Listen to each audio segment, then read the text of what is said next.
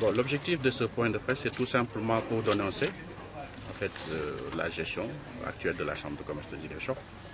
Parce que nous avons remarqué que depuis 3 ans, il n'y a pas eu de vote de budget au niveau de cette Chambre. Donc aussi, du même coup, la gestion effectivement de tout ce qui se passe autour de la Chambre est opaque.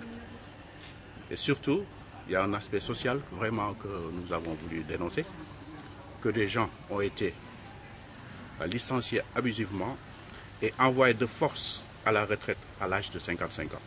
Et paradoxe de cette affaire-là, ce monsieur, il recrute des retraités.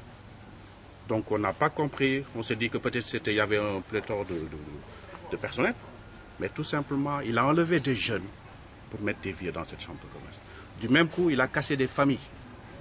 Parce que, et encore paradoxe de cette affaire-là, il n'a pas reversé l'IPRES et la caisse de sécurité sociale de tous les employés de la chambre de commerce. Vous pouvez aller à l'IPRES ou à la caisse de sécurité, ce n'est pas un secret. Donc du coup, des familles sont brisées.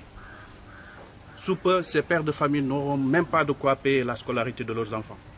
Leurs épouses vont partir. Ils ne vont pas pouvoir payer leur location. On est en Casamance, on demande vraiment une solidarité. Et on pense que ce n'est pas que leader, quelqu'un qui est censé diriger tous les opérateurs de cette région, puisse se comporter ainsi. Non, pas forcément. Donc déjà les opérateurs crient cette affaire. Parce que nous, en général, on s'est porté comme... Il y a beaucoup de choses qui se passent. Parce que c'est une attitude. Les Casamanciens ne parlent pas. Mais on s'est donné comme les porte-voix de ce qui se passe en Casamance. Donc par rapport à cette situation, on s'est dit qu'à partir d'aujourd'hui, on fait un appel au président de la République, à toutes les autorités, le gouverneur qui vient de s'installer, de faire attention et de demander réellement qui sont ces gens-là. On ne peut pas concevoir que quelqu'un qui est censé être le père de famille de tout le monde, qui ait une opportunité de mise à niveau, c'est-à-dire d'aider les entreprises, tous les entrepreneurs de Ziguinchor, il y a un problème. Il y a des rétentions d'informations au niveau de cette chambre de commerce.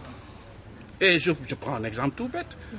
On a eu par la presse que les chambres de commerce, que les présidents ont une prolongation d'1 an, mais je pense que vous, la presse ici, est-ce que vous avez une fois été convié à une réunion, comme quoi le président donne l'information aux opérateurs économiques de cette chambre-là, on leur donne un mandat encore d'1 an.